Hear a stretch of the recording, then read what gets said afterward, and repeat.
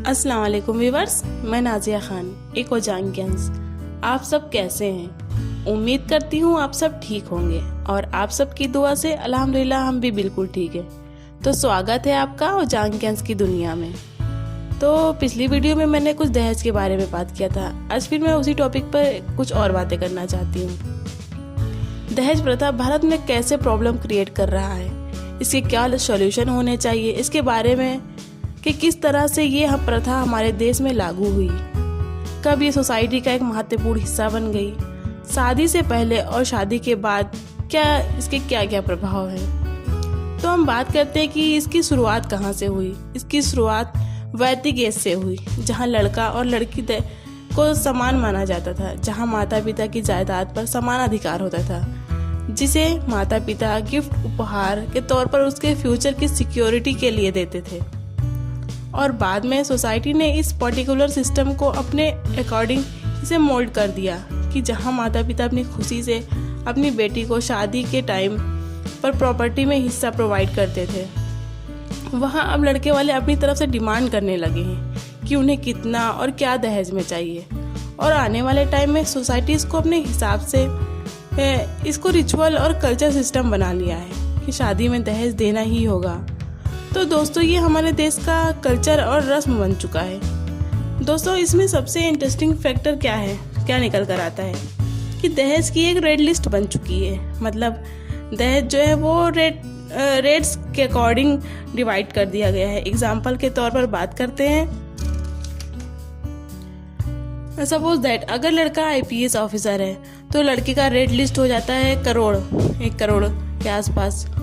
और अगर लड़का 1 करोड़ दहेज में मिलेगा, बाकी उसके अलावा माता पिता की डिमांडें अलग होती हैं। और अगर लड़का इंजीनियर है तो 80 लाख, सरकारी नौकरी में है तो 50 लाख। और सबसे बड़ी बात, लड़का अगर फॉरेन में रहता है तो दोस्तों आप सोच ही नहीं सकते, उस लड़के को तो टच करना ही बड़ी मुश्किल की बात होती है। NRI वेडिंग का नाम सुना होगा आपने, जो सबसे ज़्यादा देखा जाता है पंजाब में, जहाँ कनाडा से एक लड़का आता है और एक गांव की लड़की को शादी करके ले जाता है। वहाँ पर दहेज तो खुले हाथों से दिया जाता है। क्यों? क्योंकि लड़का फॉरेन में रहता है। पर दोस्तों, इसमें नुकसान किसका है? इसमें नुकसान उन माता पिताओं का है जो आज की डेट में दहेज दे रहे हैं, क्योंकि दहेज देने के लिए उन्हें लाखों रुपए का कर्ज लेना पड़ रहा है। कुछ माता पिता बैंक से कर्ज लेते हैं तो कुछ महाजनों से सूद पर पैसा लेते हैं, और साथ ही साथ अपनी ज़िंदगी भर की ज़मीन जायदाद जो उन्होंने कमाया है वो सब गिरवी रख कर के अपनी लड़की की सिक्योरिटी के लिए एक अच्छे घर में उसकी शादी हो जाए, इसलिए दहेज देकर के उनकी शादी कर देते हैं। और उनकी बाकी बची हुई ज़िंदगी जो है वो इसी में निकल जाती है कि वो दहेज में दिए हुए पैसों का जो लोन है वो कैसे चुकाएं। पर मेरा आप सबसे एक सवाल है कि आखिर माता पिता ये कर्ज लेकर के अपनी बेटी को शादी क्यों इतना दहेज देते हैं?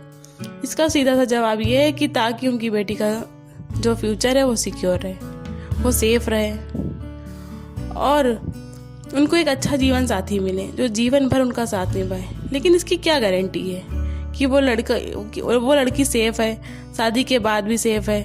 इसकी कोई गारंटी नहीं है, क्योंकि जिस इंसान को दहेज देकर उन्होंने अपनी बेटी की शादी की है उनका लालच कभी ख़त्म नहीं होता। और ये आपने आयशा के केस में देखा भी होगा, ये लालच बढ़ता ही जाता है। दहेज एक प्रकार का सिक्योरिटी अमाउंट डिपॉजिट है, लेकिन जब तक वो अमाउंट डिपॉजिट ख़त्म हो जाता है तो सिक्योरिटी भी ख़त्म हो जाती है। हाल ही में एक रिपोर्ट के अकॉर्डिंग कुछ 8,000 केसेस हैं जो अर्ली बेसिस पर दर्ज किए जाते हैं, कि वो केसेस हैं जो दर्ज किए जाते हैं।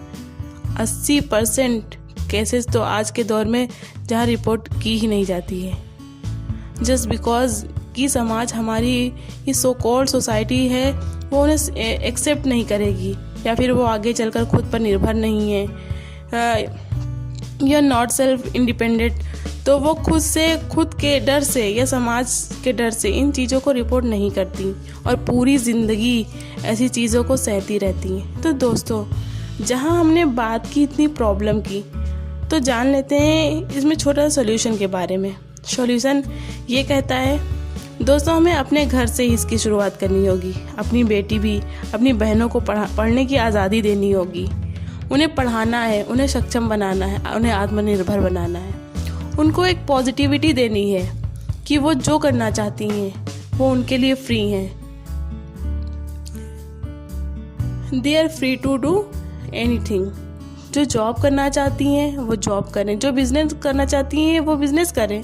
वो अपनी लाइफ में आगे बढ़ना चाहती हैं, खेल कूद जिस दिशा में वो जाना चाहती हैं उसमें हमें उनका साथ देना होगा, उन्हें सेल्फ डिपेंड बनाना होगा और ऐसे लड़के से उनकी शादी करनी होगी जो उनसे शादी करना चाहे, ना कि आपके पैसों से, आपकी जायदाद से नहीं, आपकी बेटी से जो प्यार करे ऐसे इंसान से उसकी शादी करानी बहुत ज़रूरी है। उन्हें आत्मनिर्भर बनाने का एक और फ़ायदा है कि अगर गलती से, क्योंकि हम इंसान हैं, गलती तो हम ही से होती हैं, अगर गलती से आगे चलकर कुछ भी गलती हो जाए, अगर मजबूरन उन्हें अपने पति का घर छोड़ना भी पड़े तो वो आत्मनिर्भर हैं, वो अपने लिए फैसले खुद ले सकती हैं और उन्हें सोचना नहीं पड़ेगा कि शादी अगर ख़त्म हो जाएगी तो क्या होगा। ज़्यादातर केस में आपने देखा होगा कि लड़कियां आर्थिक तौर से या सेल्फ डिपेंड नहीं होती हैं, उनके साथ ही जुल्म ज़्यादा होता है। और लड़कियों को सबसे पहली चीज़ बोझ समझना हमें छोड़ना होगा। लड़कियां बोझ नहीं होती। आज की डेट में हमारे पास लड़कियां जो हैं वो क्या कुछ नहीं कर सकती हैं। चांद पर जा सकती है, रेसलिंग चैंपियनशिप जीत सकती हैं, आर्मी में भर्ती हो सकती हैं, हर कार्य कर सकती हैं। लड़कियां किसी से कम नहीं हैं। सिर्फ ज़रूरत है हमें अपना नज़रिया बदलने की। इस समाज को बदलना होगा। जो मैंने सोचा कि लड़कियां अगर 30 की हो गई हैं तो उसकी शादी क्यों नहीं हो रही है, मतलब लड़की में कोई खोट तो नहीं है। अगर लड़की 18 की हो गई है तो उसकी शादी क्यों नहीं करा रहे हो। तो ये सब चीज़ें हमें अपने आप में अपनी सोसाइटी से बदलनी होंगी, अपने घर से बदलनी होंगी, तभी इस देश में बदलाव आएगा। तो उम्मीद करती हूँ कि आपको इस वीडियो के ज़रिए आपकी सोच पर कुछ प्रभाव पड़ा होगा। तो अगर ये वीडियो आपको कैसी लगी कमेंट करके ज़रूर बताइए। साथ ही वीडियो को लाइक शेयर एंड चैनल को सब्सक्राइब करें। बाकी खुश रहें, प्यार बांटें।